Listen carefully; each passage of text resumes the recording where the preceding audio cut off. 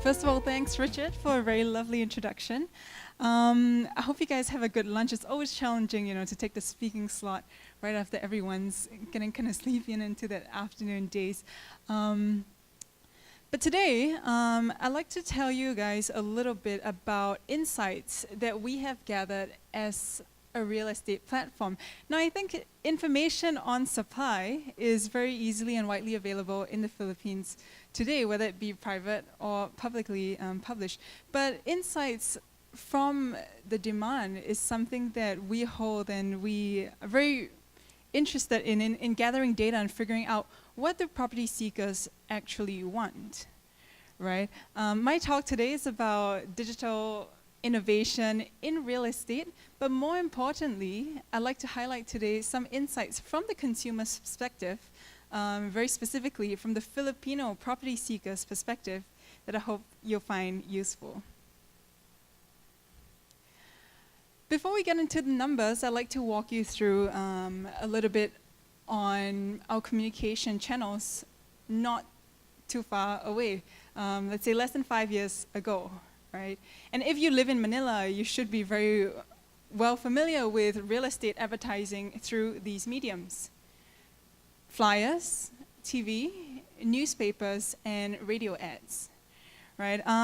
Or specifically, in fact, actually, if you live in Makati like I do, you're kind of in that hotspot for condo flyering.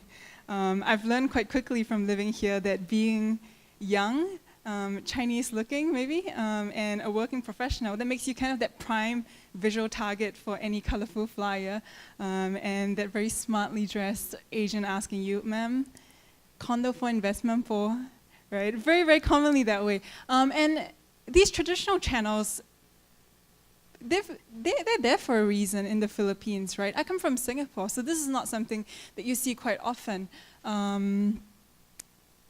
for selling a condominium. But what we all agree on is that they're there because they work. We may laugh at how time-consuming it is and how expensive it is to do saturation, booth manning, but the truth is the flyer has converted into a sale for these agents, and that contact information that you put up on the radio ad, on a TV ad, has indeed come in handy when somebody wants to view a piece of real estate and purchase it, right? So what we don't dispute is that these channels work. Traditional forms of communication still work in the Philippines. What I want to look at are really the challenges behind these mediums. For one, it's time-consuming. When we look at mall booth manning, flyering, it's labor-intensive. It also means that your buyer to seller ratio is necessarily 1:1. It's pretty time-consuming, and since time is money, it's also really expensive to operate. When you put 2 and 2 together, it gives you an increasingly inefficient way to reach out to your buyers, right?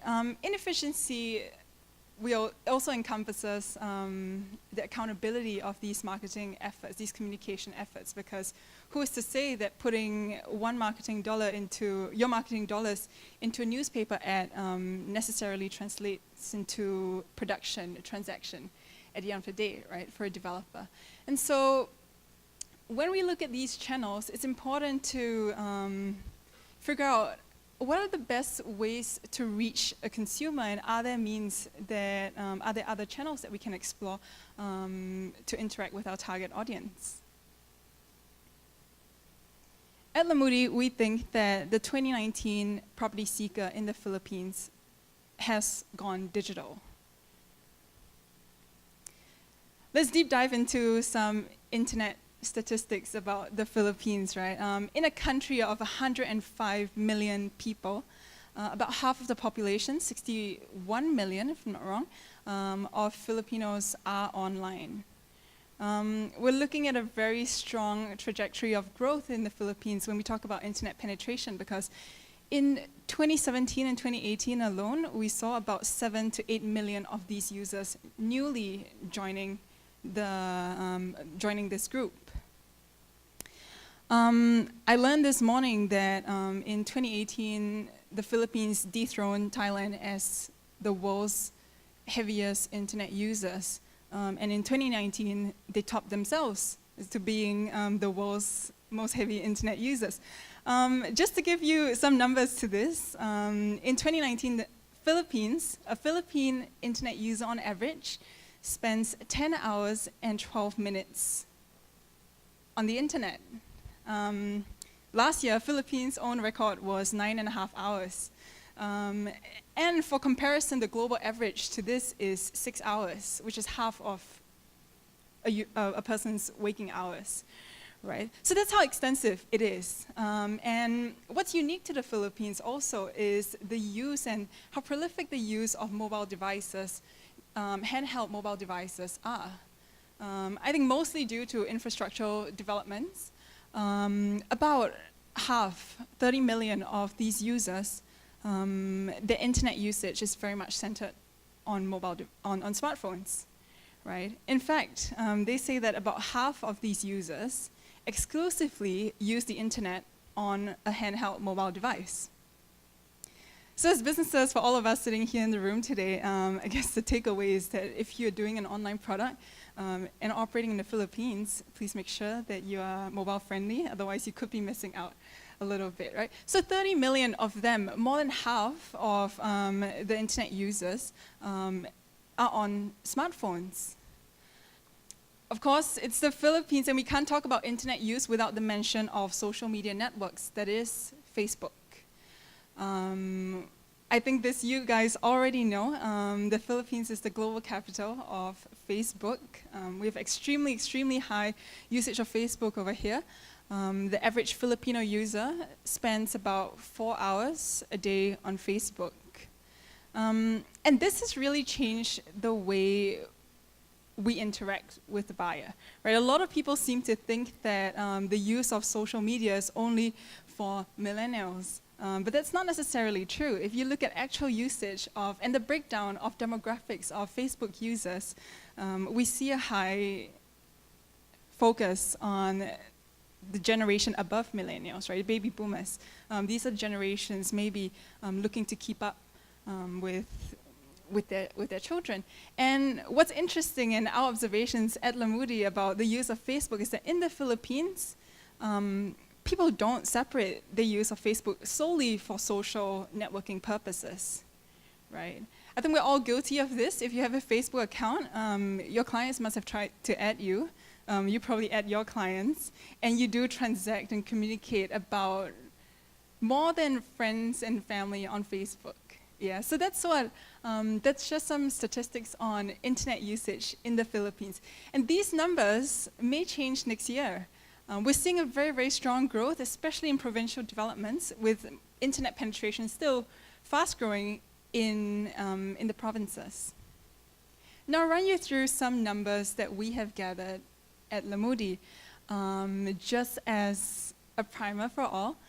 We are a real estate platform in the Philippines. We operate to help a property seeker look for their dream real estate online. This can be residential, this can be commercial, beach lots, foreclosures, you name it, we probably have it. We see an average of about 1.5 to 2 million users on a monthly basis that come in and out of Lamudi. Today, this translates to an inventory of about 150,000 listings live in the market, so we're very actively putting up and taking down inactive, sold, or unavailable properties. Yeah? There are many metrics used to measure traffic, and for clarity, I'd just like to run through 3 key words that I'll use to describe this slide. 1, users. Users refer to each individual that goes online and potentially would create activity online. 2, sessions. Sessions refers to the number of visits, essentially, that a user makes on a website. Say, for example, I visit your website today, I go in, I don't like what I see, I leave immediately. Tomorrow, I come back, I take an interest, and I read every single blog post that you have. This would mean that I'm one user, I've created 2 sessions, today and tomorrow. Yeah? Page views. Page views, as it suggests, refers to each view on every page of your website, right? Every time you click refresh on your browser, this also means that it creates a new page view per user and per session. Yeah? what are our findings in the last year of looking at 1.5, 2 million users come in and out of this portal? First of all, we see an almost 30% increase in page views in 2018. Translating this into insights, this means that the average Filipino property seeker today is a lot more thorough with their search. Compared to before, compared to traditional methods of maybe asking a friend, asking a family member about their experience with a certain real estate developer or location or a type of house, users are taking it upon themselves to feel sure and to validate their friends' opinions online through portals like us. A 30% increase in page view would mean something like a year ago, they would compare 3 properties before making a decision. But compared to today, they would view 5, 6 properties before deciding to make a connection with the seller. Yeah, so that's what it means by an increase in page views for us. We also see, the next one is quite interesting. The next one has to do with a buyer's journey online, a property seeker's journey before making a purchase decision online. We meet most of our customers or end users in the search and discovery phase, meaning before they decide what they want to purchase, they go online and make a few comparisons, kind of window shopping around for properties, right? When we say a 6% increase in sessions in 2018, this tells us that the buyer's real estate search journey is longer than before. Now, what do I mean for this? What do I mean by this? Maybe previously, a user would go online just to figure out the price, amenities, and location of a property. Today, they're doing more than that. Possibly, before they decide on what kind of property they're looking for, they're going online earlier on and reading different resources. Maybe a how-to guide on getting a home loan, maybe Real Estate Investment Potential Philippines 2019, maybe market trend reports, little resources like this, many different interactions before moving on to viewing a listing. So a property seeker today is a lot more demanding, right? They start going online earlier on, and for any developers here today, this just means that it's a buyer's market. You have to take care of that need. It's not going away. You really do have to take care of them more than just on the transactional side. Now lastly, leads. Leads we define as a transaction and inquiry that takes place on our platform. For Lamudi in particular, any lead that passes by our platform would give their contact details, the phone number, email address, in exchange to be contacted by the seller of the property. Yeah. Just to put a number on it, monthly we see an average of 140,000 inquiries that are taking place in the Philippines for real estate online. In 2018, we saw an extremely sharp rise in the number of leads. Now, you would say, of course, this is attributed to a lot of the supply going online quite recently, which is true. But this is also indicative of a user not only wanting to view, but also to engage in conversation with multiple suppliers before coming to a buying decision. It's important to know that once a lead is made, typically a user does not just make one inquiry. The user makes multiple inquiries, and the onus is on the developer or the seller to be quick enough to respond to that query. Otherwise, somebody else would have taken your business. Yeah. So, all in all this points us in one direction. That is, the property seeker today is a lot more demanding, a lot more thorough, and there's nothing we can do about it. You know, we meet a lot of clients, and they always ask us, what are ways that we can hide, what are ways that we can maintain our positions on top? Today, it's a buyer's market, quite frankly, and the ease of information just means that your competition is out there and ready for the property seeker to access, and that there's no real way for you to dominate the market or to hide out information that you don't want them to see. That's one of the one would say a con, a pro of the internet, and all we got to do is just to adapt ourselves and to produce the content that serves the buyer. As a seller today, you really have to follow what the buyer is looking for, and anybody on the supply end of real estate today in the Philippines would use one, if not all, of these methods to stay connected. One, the use of real estate portals, putting your listings online, putting your information online.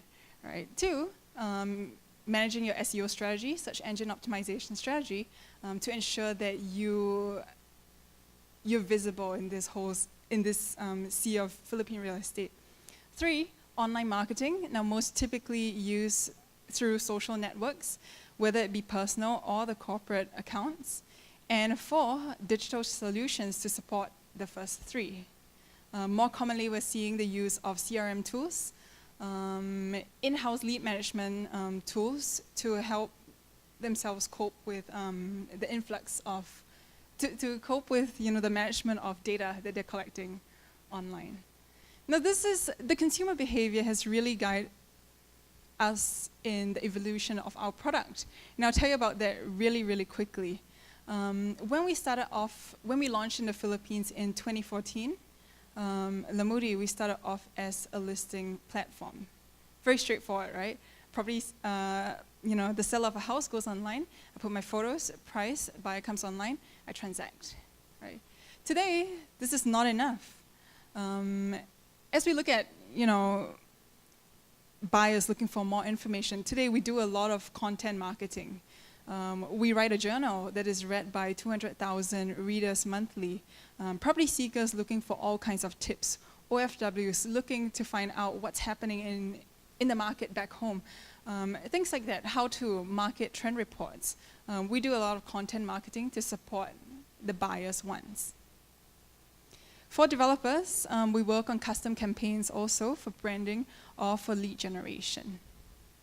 And last year, we launched the Lamudi Academy, which is a digital real estate marketing resource, a seminar, pretty much an in-house, fully operational academy that guides sellers, agents, and brokers today on how to interact with a lead online, how to respond quick, and best practices for managing a transaction initiated in a digital manner.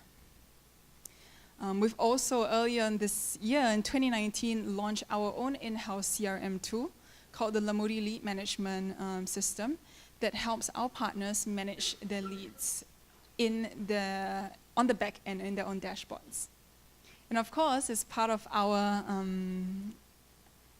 just us managing our own SEO strategy, constantly looking for ways to stay on top when it comes to searches in the Philippines. Now, the takeaway that I'd like you guys to have from this presentation, to kind of sum it all up, is that the buyer journey is ever evolving. As we look at internet penetration rates in the Philippines continuously growing at an explosive speed, it is very important for us to pay attention to what the buyer wants. And with the availability of information, we're unable to control this. All we have to do is to make sure that in real estate especially, that we adapt to the technological changes and the digital wants of a consumer, and to make sure that we're always ready and available online for them. So yeah, that's kind of a brief overview on the digital property seekers' needs and wants today. I hope I've given you guys some interesting insights. Thank you very much. Have a good afternoon.